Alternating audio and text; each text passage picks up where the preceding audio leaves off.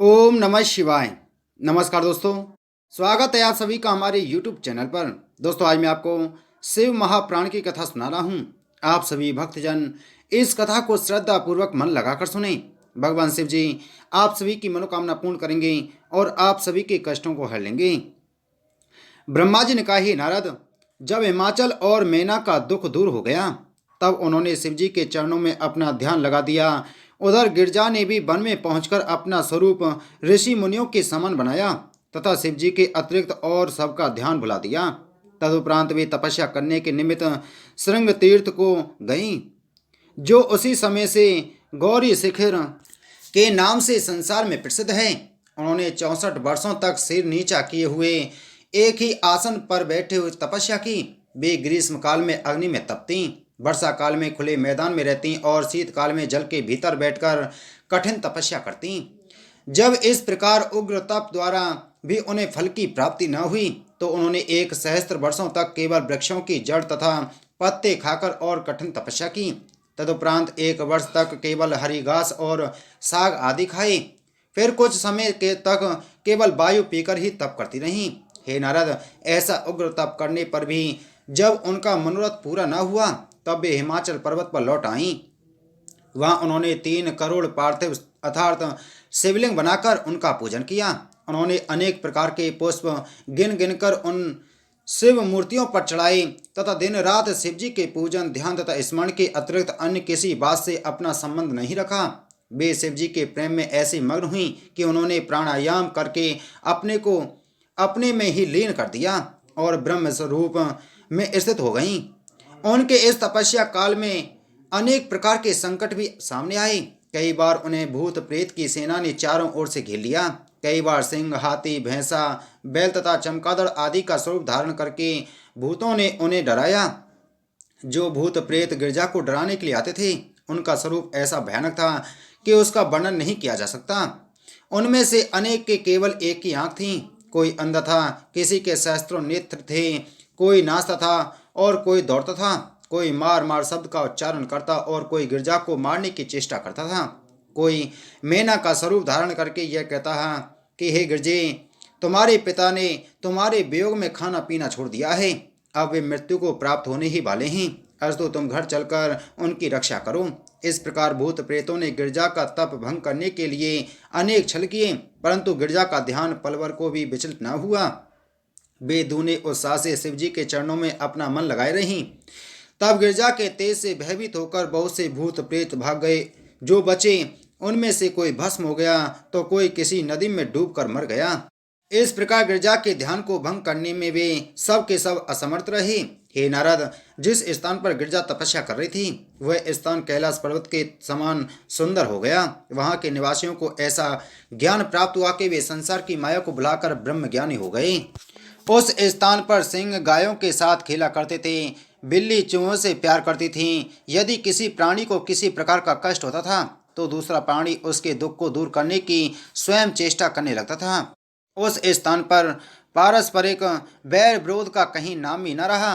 वहाँ के तालाब, नदी और नाले जल से परिपूर्ण हो बहते रहते थे। सब वृक्षों में अनेक प्रकार के फल फूल दिखाई पड़ते थे। इस प्रकार वहाँ किसी वस्तु की कोई कमी नहीं रही। गिरजा की तपस्या तीनों लोकों में ऐसी प्रसिद्ध हुई कि उन्हें देखने के लिए मैं, विष्णु तथा इंद्र आदि सब उस स्थान पर पहुँचे। हम लोगों ने उन्हें इस प्रकार देखा मानो वे स्वयं सिद्धि रूपा हों। हम सब ने उन्हें प्रणाम करते हुए स्तुति की। उस समय इंद्र ने सब देवताओं को संबोधित करते हुए यह कहा, गिरजा का तप सर्वश्रेष्ठ है। तीनों लोकों में किसी भी प्राणी ने ऐसी कठिन तपस्या नहीं की। गिरजा को तथा गिरजा के माता पिता को सहस्त्रों धन्यवाद है। हे नारद, इस प्रकार गिरजा की स्तुति प्रशंसा करने के उपरांत हम सब लोग कैलाश पर्वत पर शिव जी के समीप पहुँचे। वह कैलाश पर्वत इतना सुंदर है कि वहाँ 6 ऋतुएं हर समय वर्तमान रहती हैं। वहाँ कलकल निनादिनी गंगा जी की धारा अत्यंत प्रसन्नता प्रदान करती हैं। वहाँ किसी को भी किसी प्रकार का दुख नहीं है। सब और ऋषि मुनि लोग बैठे हुए भगवान सदाशिव का ध्यान धरते रहते हैं।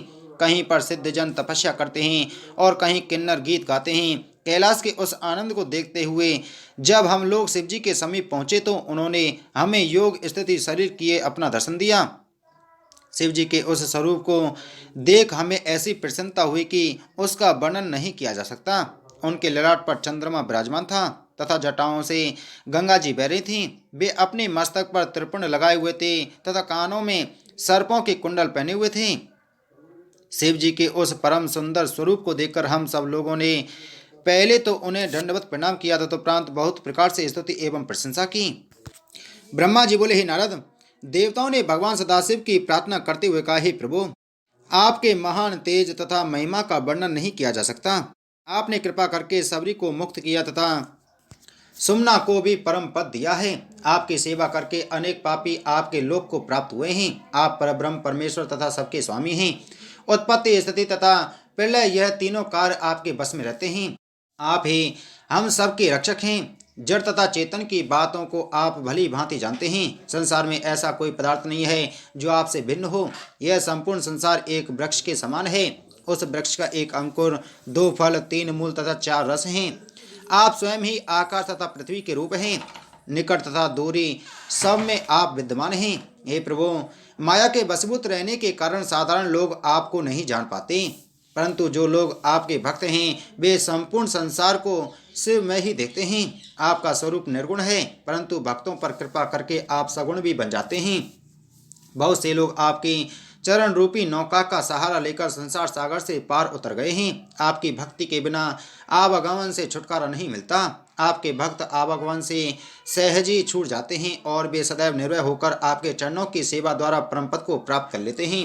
हे स्वामी, आप उत्पत्ति के समय ब्रह्मा, पालन के समय विष्णु तथा प्रलय के समय हर का स्वरूप धारण कर लेते हैं। वेद, कर्म, जप, तप, योग तथा ध्यान आदि द्वारा आप प्राप्त होते हैं।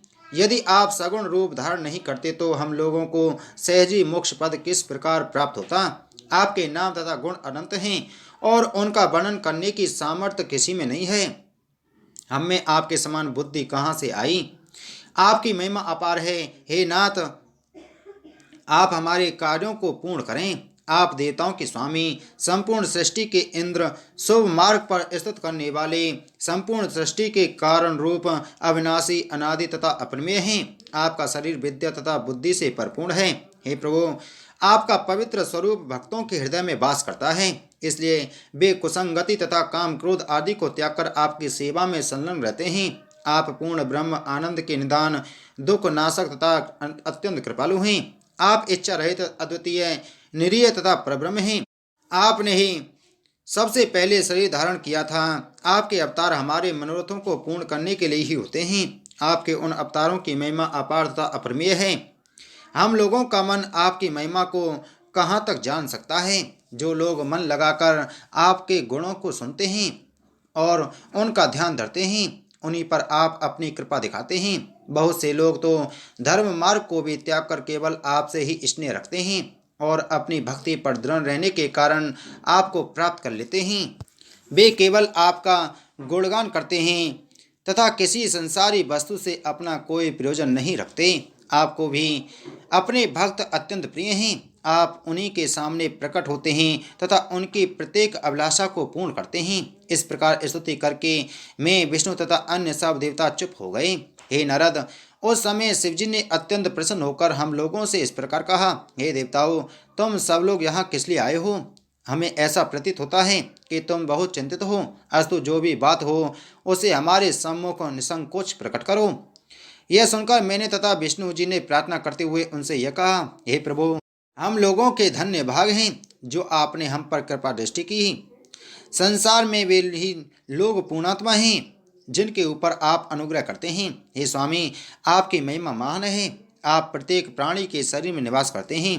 आपकी कलाएं असंख्य हैं तथा आप अपने भक्तों को दुखी देखकर उन्हें अत्यंत आनंद प्रदान करते हैं। इतना कहकर मैं तथा विष्णु जी चुप हो गए। बोले शिव महाप्राण की जय। बोले शिव शंकर भगवान की जय।